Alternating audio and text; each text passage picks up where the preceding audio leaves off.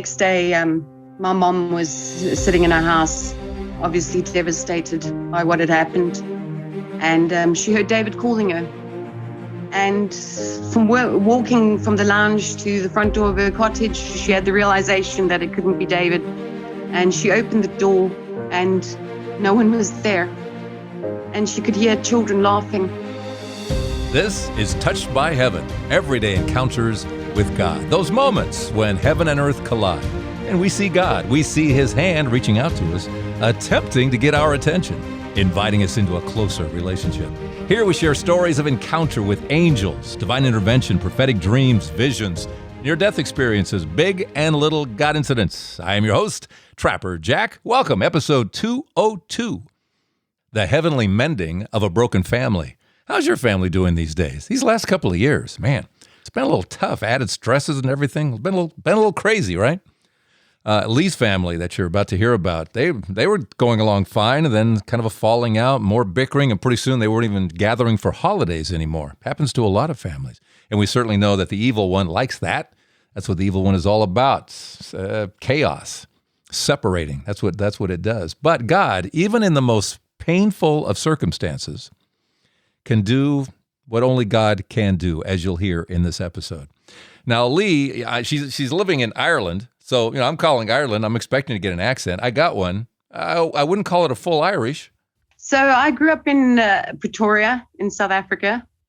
And we're a Catholic family with 5 kids. And we used to go to church every Sunday. And I was actually in a band with my brother and my sister, and we used to play at Mass. I met my husband at a gig. And he was everything I asked God for. I remember saying, please, God, send me a guy who's got long hair, listens to Nirvana, and ripped jeans. Everything a 19-year-old girl could want in the 90s. And God said, that's all you want? You want long hair, Nirvana fan, and ripped jeans. That's all you want, lady. Ripped jeans, that was it, yep. Yeah. And I got everything I wanted, which was amazing. So when Lee was younger, the whole family moved from South Africa to London because of Dad's business, hoping things will be better there. Then later on, Lee and her husband then moved on to Ireland, and a lot of the family followed her. Well, they say the grass is always greener on the other side, and Ireland's grass was definitely greener. Perpetually. They paint it. If it's not green, they paint it green. Yeah, right. Yeah, they must do something. Yeah. So when you were listening to the podcast, obviously some stories bubbled up. Are these kinds of stories that you generally do or don't talk about? No, I'm not really one to speak about things like this. I'd say out of everyone in my family, I'm the shy one. I'm the one who holds back. But I'm doing this for David. I wanted his story to be told. Yeah, and that's your brother who died how many years ago now? He actually died on the 27th of December last year. Just this past December. Yeah, so it's still quite cool. Yeah, okay. I've asked God to give me courage so I can get this story out. All right, let's, what happened? So I'll start with my sister Mary. She went to adoration just before Christmas. And she that, said, for those who don't know, that's Eucharistic adoration. She was in the church, the Eucharist was exposed, yes. And she was sitting there with Jesus. That's right. Okay. And she said she felt our Lord say to her he was going to show her something. And she said, what? And he said, you'll know. You'll know. And she came to my house and she said, Lee, this happened. And then I said, well, he said he'd show you something and you'll know. So I suppose you'll know when you see it. So don't worry. So anyway, my family wasn't getting on. And this one was fighting with that.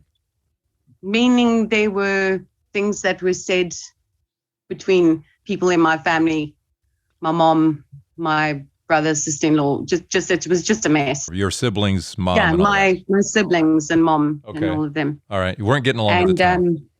No, they weren't getting on. And it was decided it was going to be, we were all going to spend Christmas apart. And David and my mom were going to come to me. And once she had left, my dad and Mary were going to come. So it was that bad. People weren't talking. And it's really strange because our last Christmas together in 2020, I said to my mom, I felt that was our last Christmas we were going to be together as a family, and it just so happened to be true. But so anyway, Christmas morning, about 1 a.m. in the morning, David sent me a message, and he said, "Merry Christmas, guys. I'm going to stay home." So like I said, he was going to come to mine, and I told my mom. She was like, "Just leave him. Just leave him." So Christmas morning came. My 5 kids were up, opening their presents, great excitement. And then I was off to fetch my mom, who lives 40 minutes from where I am. And it was the most uneventful Christmas ever. It was just horrible because of the division in the family. And my husband, Greg, was sitting with my mom, and he said to her, you never know when someone you love won't be there. This is so silly. And he would know because his parents both passed when he was young. So he know what it felt like to not have people there, on Christmas Day. So we went to David's house. David actually, he stays 5 minutes from where my mom is, 5-minute walk. So we stopped at David's house, and I said to David, "Hey, Dave, Merry Christmas." And I gave him a big hug. So I said to David, "There's a gift for you." And he said, "Thank you, Lee. When I have money, I'll get you something." And I said to him, "Don't worry, David, having you as a brother is a gift enough." And he said, "Thank you." And that was the last time that I saw David. So anyway, 2 days later, on the 27th, at 6:15, my brother Brett phoned me. And I was like, "How's it, Brett?" And he said, "Lee, Dad and David have been in an accident. Dad's gone to hospital, but David didn't make it." And how do you even put into words what that feels like? And without knowing it, Brett was actually right there when it happened. He was about 7 cars back. And then his phone rang, and he saw my dad's number, and there's been a car accident. And Brett said, I can see it. I'm right there. He was amazed that he was right there. And he got out the car and ran to where the accident happened, just as they were taking my dad out of the car. And he put his hand on my dad's shoulder, and he said, "I'm here, Dad." My dad was amazed that he was there, and he said, go check on Dave. So Brett went round to David's side of the car, and David had taken the full impact of the other car. It was a car overtaking on a bend on their side, and it hit where David was in the front by the light. And it was so hard, the wheel was on the road, and the car door was dented out where David had been sitting, and David was just slumped over. And Brett stroked his back and held his hand and said, "It's okay, Dave. It's okay." So my dad heard David take his last breath, and he managed to say divine mercy for him. So after that, they took my dad to hospital. He'd broken all the ribs on his one side, and his arm was broken. So anyway, the next day, my mom was sitting in her house, obviously devastated by what had happened. And she heard David calling her.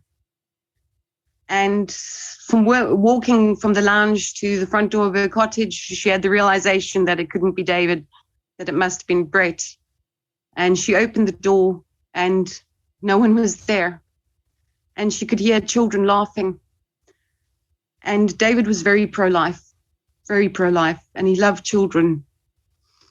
And it also just so happened, we found out later, that was the feast day of the Holy Innocents. Oh, yeah, December 27th, yeah. That's right, yeah. So my mom felt that it was a message from David, that he was in heaven and he was happy. So, and the amazing thing is, like, my mom went to his house, and she just cleaning up and looking around that same day. And she found a book that was tucked under his seat where he normally sat in his conservatory. And David had been writing out the book of Revelation. And the page that was open, it said, "In an instant, my spirit was taken up to the throne of God." So we feel that's what happened with Dave. That evening, my mom went to Mass, and the priest there was talking about David's accident. And somebody must have told him that my mom is David's mother. And he came up to after Mass and he said to her, "I didn't realize that David was my parishioner. I was the priest who was called to give him his last rites." He said to my mom that, it was the day that David died was the feast day of John the Beloved. And King David was also known as God's beloved. And he felt there was relevance there. Yeah, David actually means beloved. Yeah. The first day of this new year, we buried David. And it was, I suppose, what you'd picture any funeral to be like when you watch movies: windy, rainy, just a typical day in Ireland, I suppose. So I was heartbroken, and my two brothers and my sister Mary, they said the readings, and I couldn't put two words together. And we were sitting there and we noticed there were two butterflies dancing around the altar. And I'd never seen that before, and just felt a moment of peace.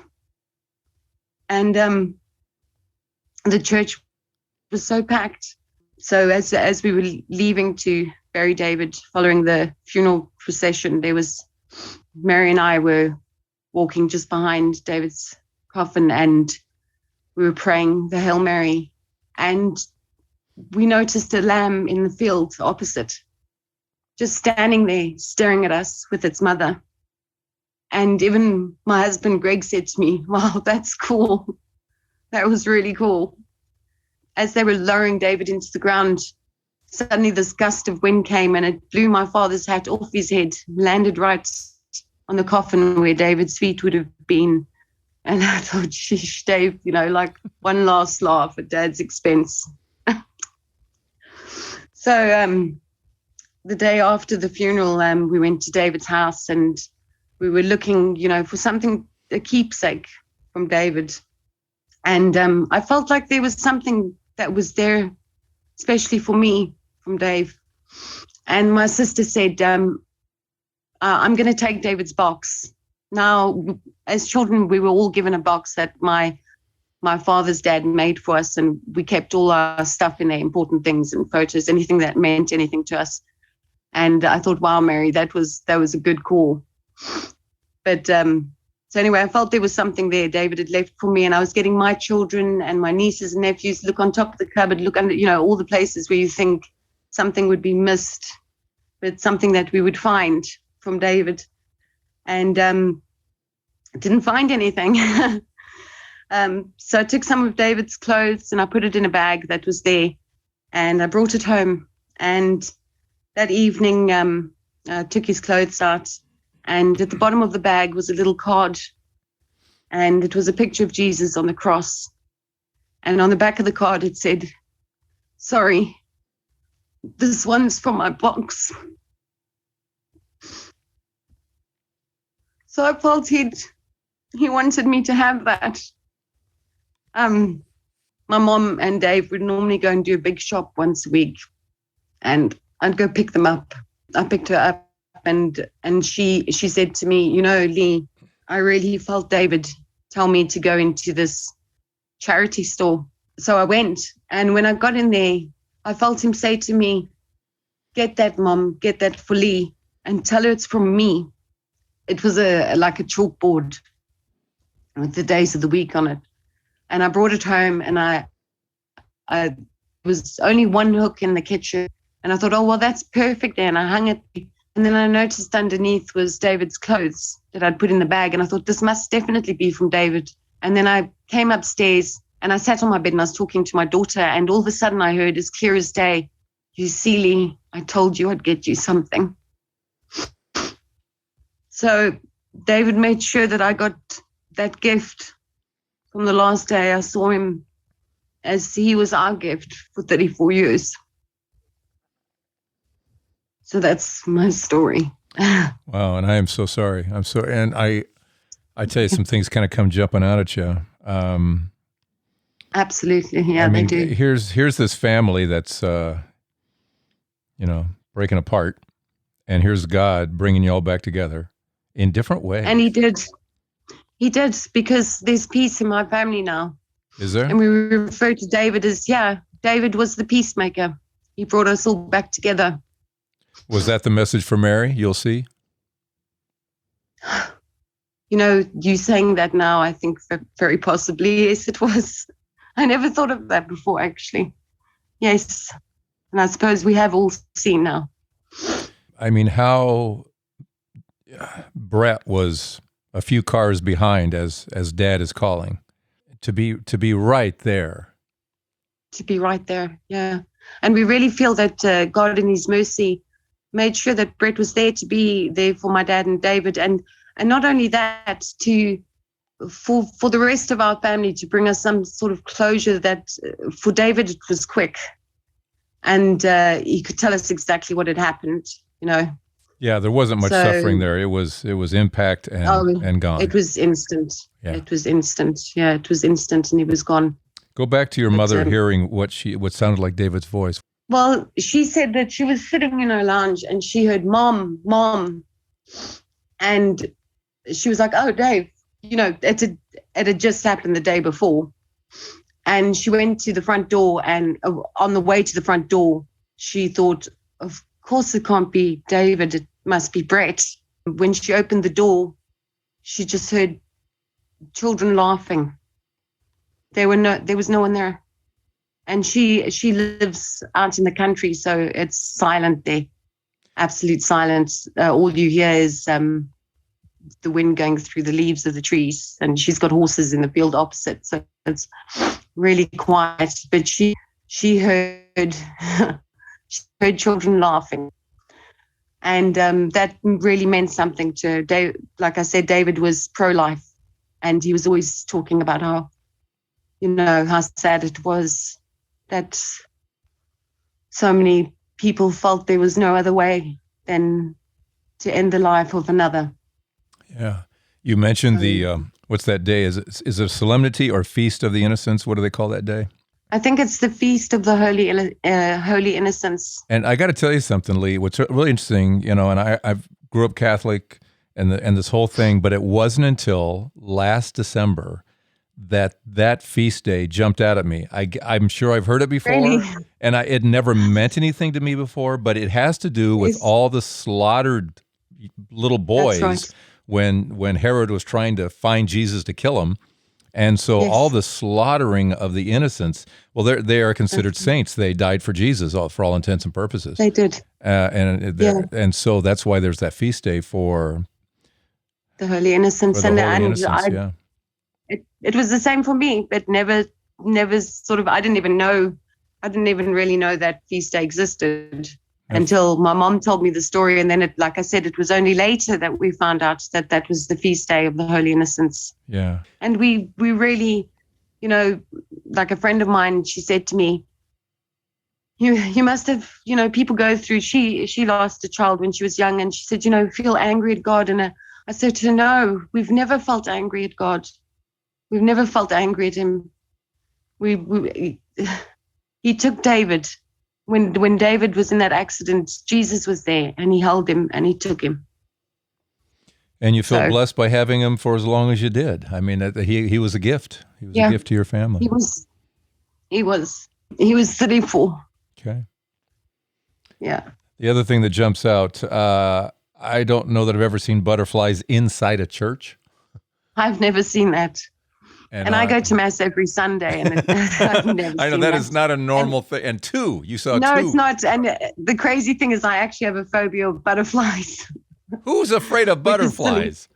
It goes years back when I was working in a school and we went to Butterfly Park in London and the children were standing on them and they were flying in here. And I don't know, something about them, take their wings off and they quite freaky looking. Yeah. Well, there's that. Just don't take their wings off. They look great. Yeah, you're right. Don't take their wings off. It was like they were dancing around the altar. And then they would just, sometimes they'd go out to where the people were, but they would always go back to the same spot just above the altar. It just felt like peaceful. Very peaceful. Yeah, butterflies are such a great sign, and so many people are given comfort by butterflies around funerals. I know a number of people who, and January butterflies? January butterflies, yeah. Yeah, that part seems, again. Well, a lot of unusual things happened. Like somebody said when we were walking in the funeral procession that there was a donkey as well that sort of lay down just as we were coming past, and other people said it kind of bowed, but I don't know. So I thought I'd leave that part out, but I've just put it in now. I hear but David loved animals as well. He loved animals. Well, what did you take from the lamb? I mean, I go to Lamb of God, but why did the lamb touch people? The Lamb of God. Yeah. It's that Jesus was there as an innocent lamb. Yep. Jesus was there, and we all felt that. The picture of the crucifix, the crucified Christ, is that what that picture was? Yes, it was. And I thought that was very, very relevant as well because, with Jesus' passion, he suffered and died for us. And in a way, we were going through our own passion with what happened and just uniting it with him and helping in some way him carry that cross. So David, he didn't really watch TV. All he basically did was play. He used to love writing. He was amazing at drawing, and he played his guitar every day. And that was David. Good, simple life. Explain how the family came back together through all of this. Well, when we found out what happened with David, after Brett had phoned me a few minutes later, because he phoned my mom and Mary a few minutes later, he said, Lee, I don't want Mom to be alone, and I don't want Mary to be alone. And I said to Brett, well, bring them here to me. And then he said, but what if they, don't get along? I said, well, then Mommy can sit in that room and Mary can sit in that room. I said, it's enough, it's enough. Everyone just needs to stop their nonsense. And when Mary came over, my mom came over, all the anger was gone. And my mom gave Mary a hug and we just prayed for David. And the light bulb goes on of what's important and what's not. Absolutely. It was the most real thing that had ever happened to us in our lives. It was real. The fighting just stopped. No one fought anymore because I think everybody realized how selfish it was. David would have been there on Christmas Day with all of us. But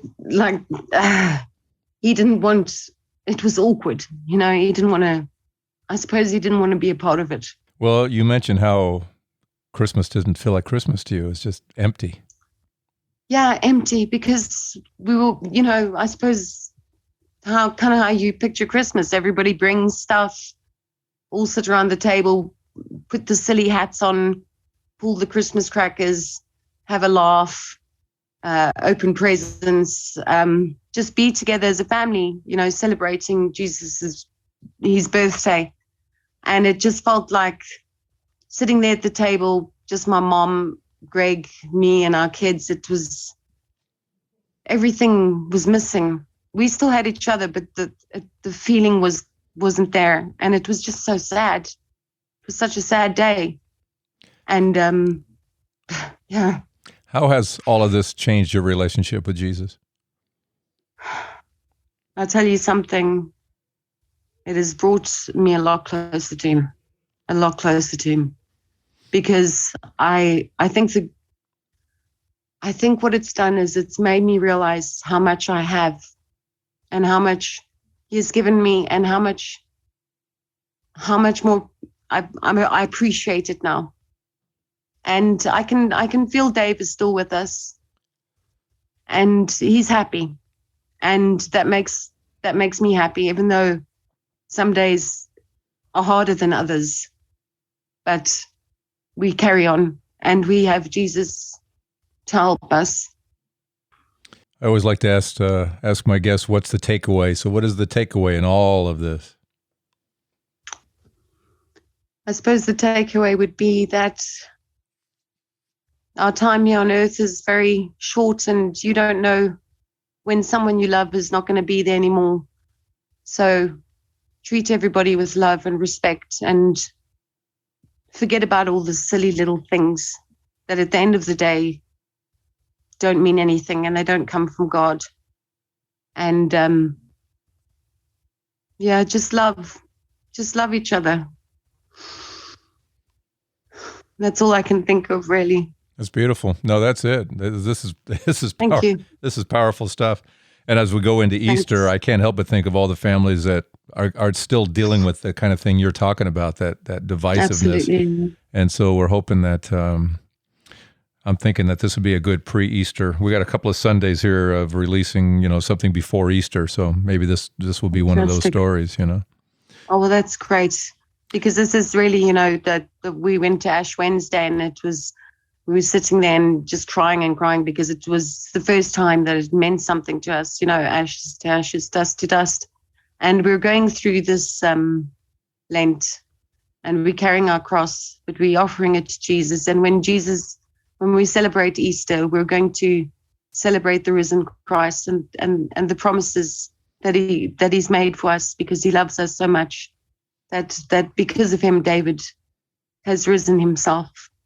Thanks, Lee. Although we're not done with Lee, we have more family talk here, this heavenly mending of a broken family. More with Lee about the broken family of the world, and also something about this family, you and me, the Touched by Heaven family. Something new and exciting is coming. I hope you think it's new and exciting. We do in the coming weeks. I'll let you know about that in a moment here.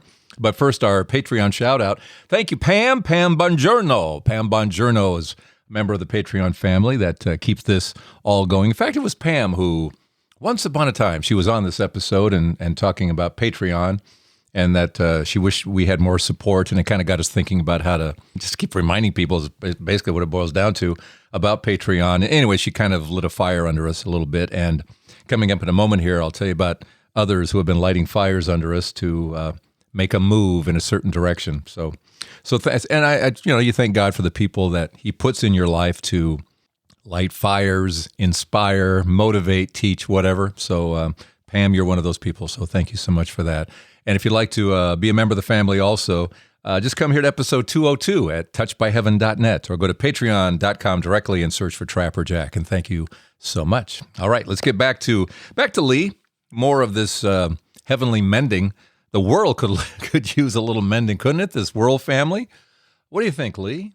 And just like the prodigal son, the world has turned their back, on Jesus in many ways, because so many things that just seem, I don't know, they seem pretty evil to me and don't make sense. So the people are just going the way of the world, and become materialistic, and not all people, but a lot of people, and things that I've had to turn the radio down a few times when the children have been in the car.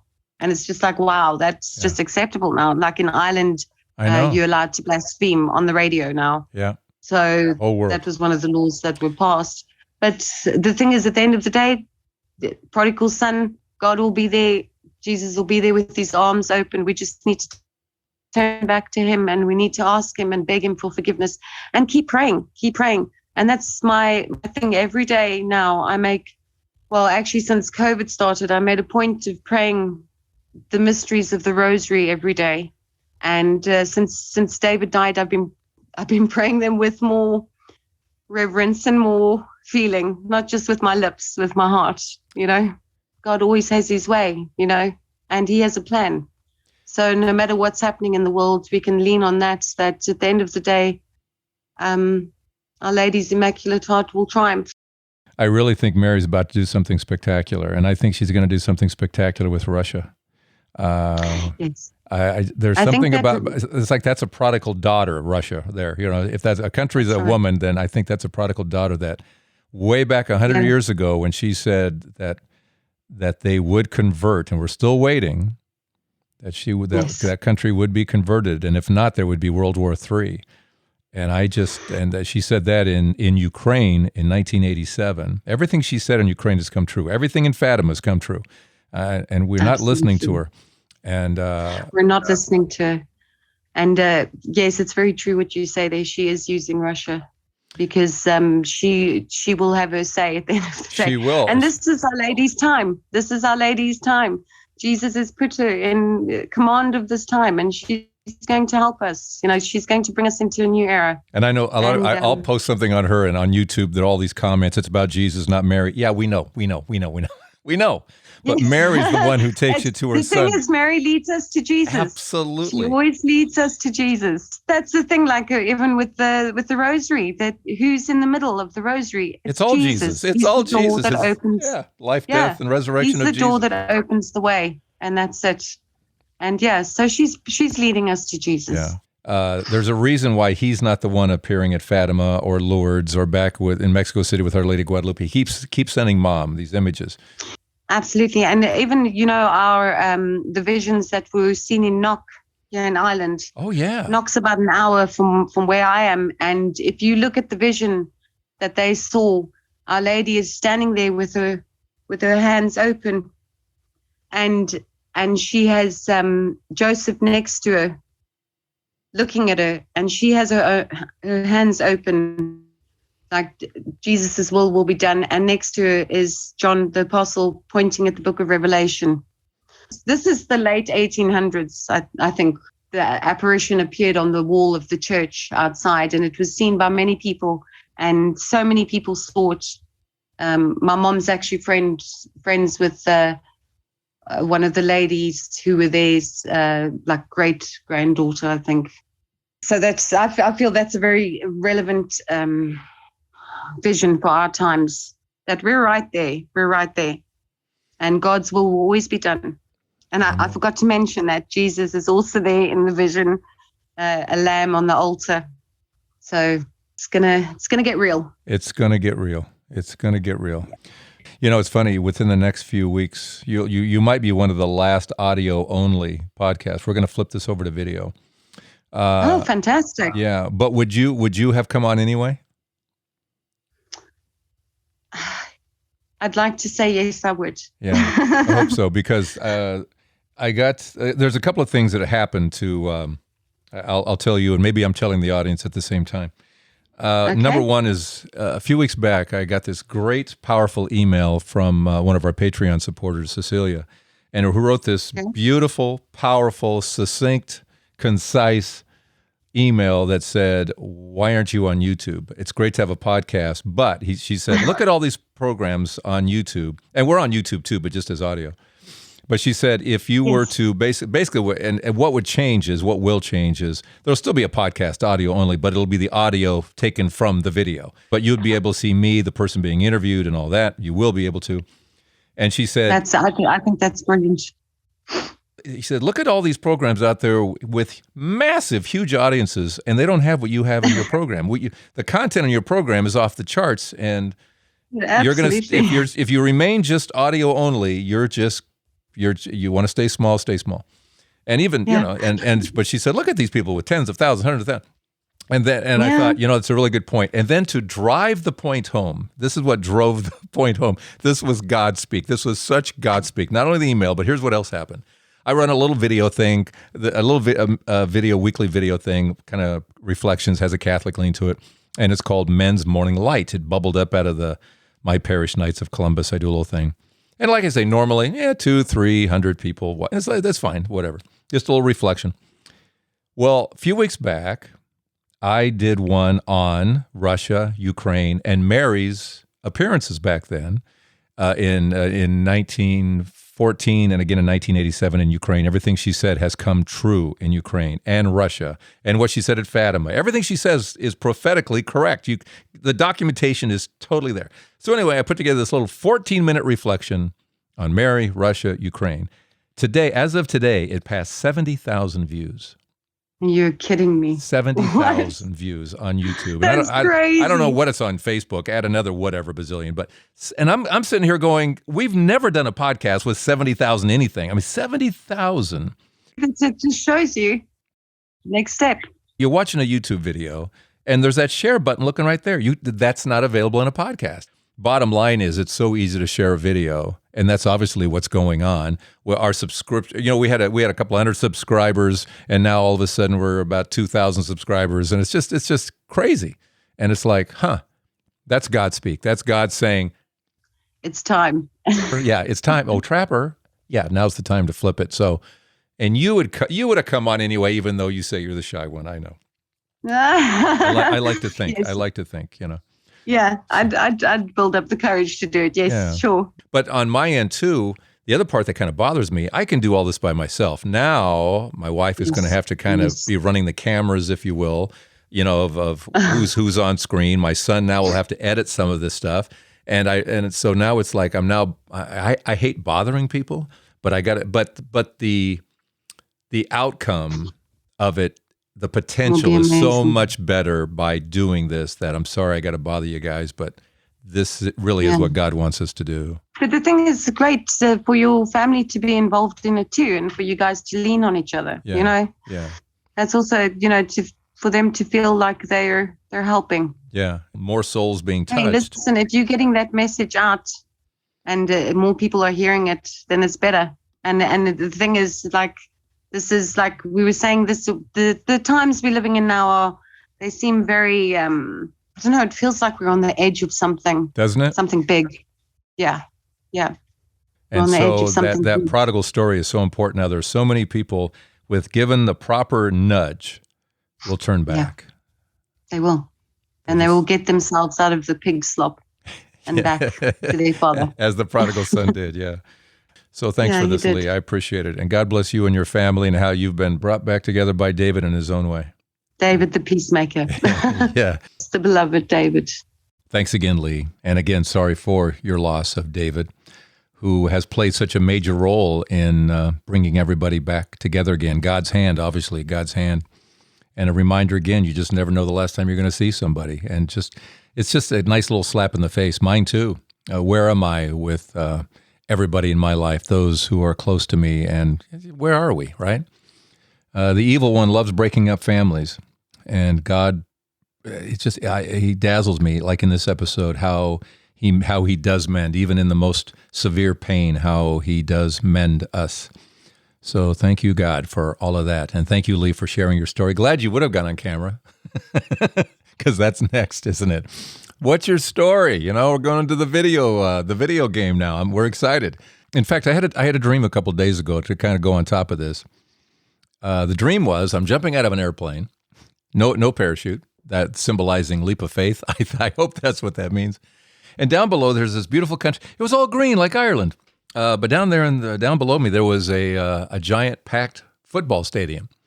And I was aiming for the football stadium. Very important that I land in the middle of that.